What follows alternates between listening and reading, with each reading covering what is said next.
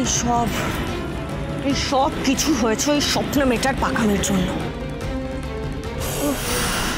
না না, আয়নের যদি কিছু হয়ে যায় তাহলে আমি শেষ হয়ে যাব, আমি বাঁচবো না। আয়নের কিছু হতে পারে না, কিন্তু আয়ন যদি এখন মুক্তিও পেয়ে যায় তাহলে তো সব ক্রেডিট ওই শুভলক্ষ্মী নিয়ে নেবে। সেটাও তো হতে দেওয়া যায় না। কি করবো আমি এখন, কি করবো?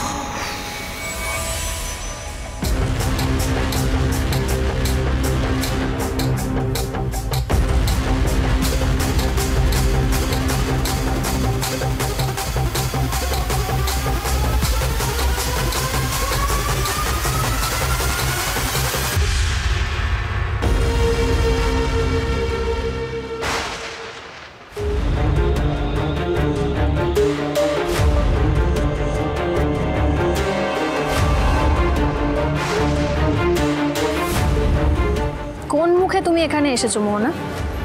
কেন এসেছো? কি দেখতে এসেছো? আমি এখানে আমার আয়নের জন্য এসেছি, আমার আয়নকে বাঁচাতে। আয়ন বলে কেউ নেই মোহনা, কেউ নেই। ওর নাম আদ্রিত রায়, ও আমার স্বামী। আর বাঁচাতে এসেছো নাকি দেখতে এসেছো যে আদ্রিত কেমন ফেসেছে, কেমন ওর শাস্তি হয় সেই মজা নিতে এসেছো? আয়নের না কিচ্ছু হবে না, আমি আয়নের কিচ্ছু হতে দেব না। আয়ন ফিরবে, আর কোথায় ফিরবে জানো? আমার কাছে ফিরবে, আমার কাছেই। তাই বুঝি? কি করে ফিরবে? আর কোন মুখে তুমি এই কথাগুলো বলছো মোহনা? আদ্রিতের এই অবস্থার জন্য তো তুমিই দায়ী, তাই না? শুভলক্ষ্মী একদম বাজে কথা বলবে না। আমি বাজে কথা বলি না মোহনা। আমি যখন কোনো কথা বলছি নিশ্চয়ই তার পেছনে কোনো কারণ আছে। আমি স্পষ্ট বুঝতে পারছি এই সব কিছুর পেছনে যদি কারুর হাত থেকে থাকে সেটা হচ্ছে তুমি মোহনা। আমি নিজে তোমাকে স্বপ্নার সঙ্গে কথা বলতে দেখেছিলাম।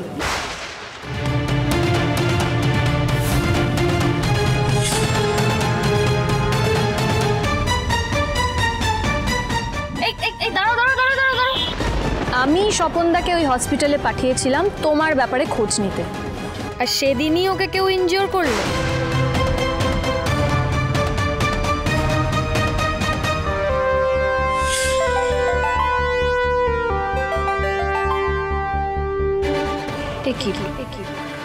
ফোনটা তো কেটে গেল, আর কল ব্যাক করে দেখি তো কিছু জানতে পারলো কিনা।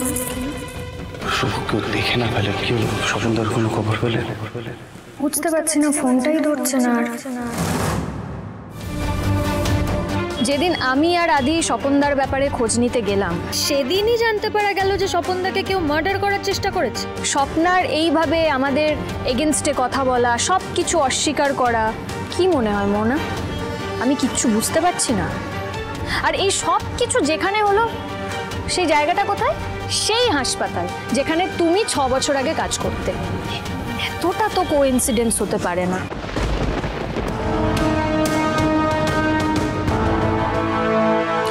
শোনো মোহনা, 1 আর 1 যোগ করলে না 2ই হয়। আর এই হিসেব মেলাতে গিয়েই আমি বুঝতে পেরেছি যে সব কিছুর পেছনে তোমার হাত আছে। তুমি তোমার 6 বছর আগের অতীতকে লুকোনোর জন্যই এত কিছু করছো। কি ভেবেছো আমি কিছু জানি না? স্বপনদাকে খুন করা, স্বপনদার বোন স্বপ্নাকে হঠাৎ করে আমাদের এগেনস্টে এইভাবে কথা বলানো, এগুলো তো এমনি এমনি হচ্ছে। শোনো মোহন, মাঠে যখন আমি নেমেছি তখন সেই মাঠের ইতিহাস ভূগোল সবটা বের করে সেই মাঠে তোমাকে দৌড় করিয়ে হারিয়ে তারপর আমি থামবো।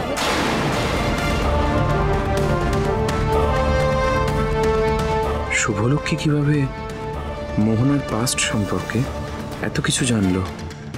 শুভলক্ষ্মী লাস্ট বার ওয়ার্ন করছি, হ্যাঁ? তোমার এত বাজে কথা শোনার সময় বা ধৈর্য কোনোটাই আমার নেই, হ্যাঁ?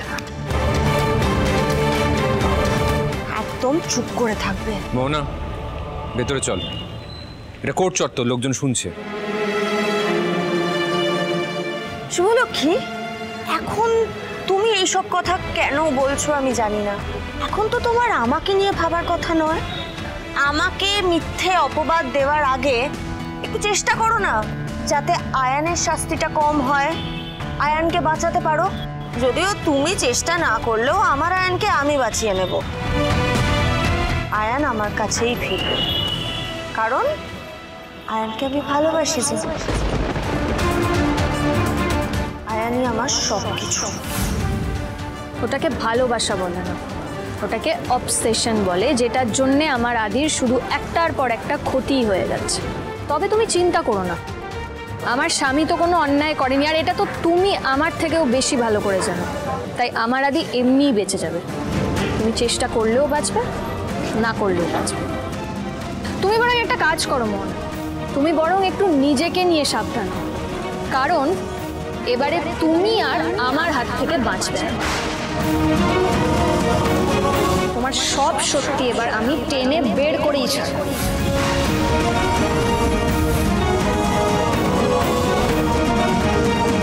একটা কথা কান খুলে শুনে নাও, আমার সন্দেহ যদি সত্যি হয়, সত্যি সত্যি যদি কেঁচো খুঁড়তে গিয়ে কেউটে বেরিয়ে আসে না, সে কেউটের দংশনে কিন্তু তুমিই মরবে। আর এটা আমার তোমাকে চ্যালেঞ্জ থাকলো।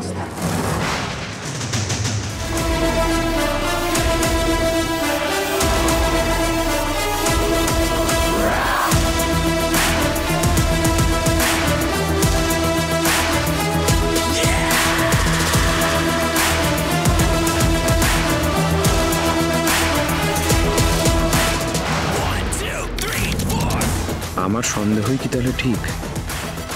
এই সব কিছুর পেছনে মোহনার হাত নেই তো? না না, আমাকে যে করে হোক আদ্রিতকে অপরাধী প্রমাণ করে এই সব থেকে মোহনাকে কমপ্লিটলি এলিয়েনেট করতে হবে। ওর জীবন থেকে আদ্রিত নামটা আমাকে জাস্ট মুছে ফেলতে হবে, অ্যাট এনি কস্ট। মোহনা, ভেতরে চল। এখানে দাঁড়িয়ে মাথা গরম করে কোনো লাভ নেই। যদি আদ্রিতকে বাঁচাতে চাস ভেতরে চল। চল। তুই মিলিয়ে নিস দাদা, একবার আমার আয়ান ছাড়া পাক, তারপর এই শুভলক্ষ্মীর কি হাল করি আমি, এমন অবস্থা করব না ও ভাবতেও পারছে না। ছাড়বো না ওকে আমি। চ, বললাম তো এখানে দাঁড়িয়ে মাথা গরম করিস না। চ।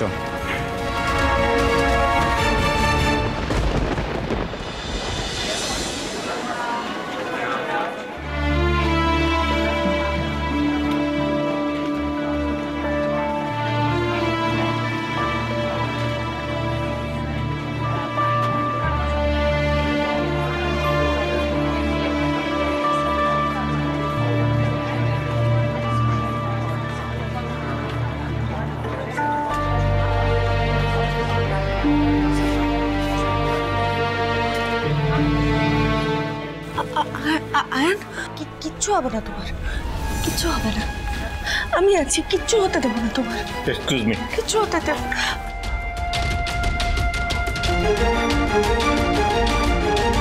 মোহনা, একটা কোর্ট, বস। শান্ত হ, কিছু হবে না, বস। ইনি আদিত রয়ের গার্লফ্রেন্ড। নিউ ইয়র্কে অনেক কেচ্ছা আছে। হে দাদা, তোর উকিল আমার আয়নকে ছাড়িয়ে নিয়ে যেতে পারবে তো এখান থেকে? তোকে তো বললাম একবার, তো চিন্তা করিস না, নিশ্চিন্ত থাক।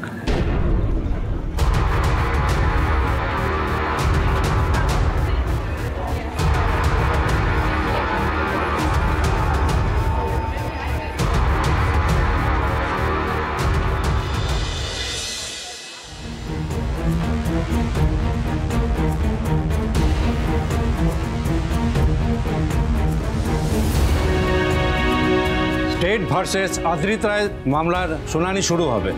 অভিযুক্ত আসামিকে আদালত কাঠগড়ায় এসে দাঁড়াতে বলছে।